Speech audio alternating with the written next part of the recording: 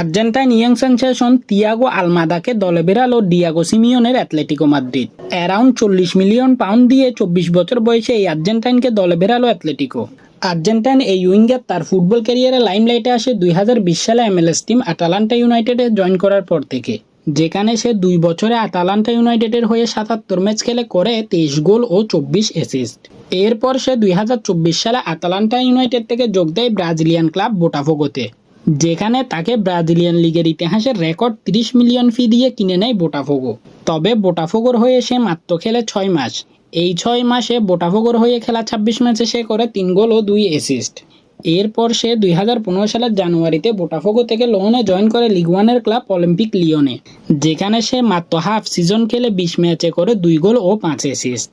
এবং তার এই সেন্সেশনাল সিজনের পর এক প্রকার নিশ্চিত হয়ে যায় যে নতুন সিজনের শুরুতেই ইউরোপিয়ান কোনো বিগ ক্লাব তার সাইনিংয়ের পেছনে ছুটবে।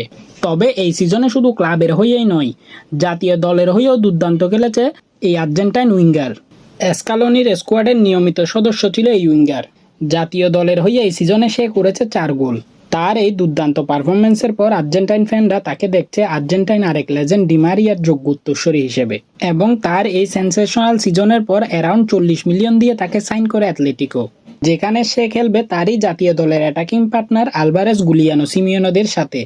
এখন কথা হলো অ্যাটলেটিকোতে কোন পজিশনে আমরা দেখতে যাচ্ছি আলমাডাকে। আমার মতে আমরা তাকে দেখতে যাচ্ছি অ্যাটাকিং মিডফিল্ড অথবা লেফট উইং পজিশনে, যেখানে সে তার আরেক সতীর্থ গুলিয়ানো সিমিওনের সাথে রোটেট করে খেলবে। এখন দেখার বিষয় ডিয়াগো সিমিওনের আন্ডারে কেমন পারফর্ম করে এই আর্জেন্টাইন।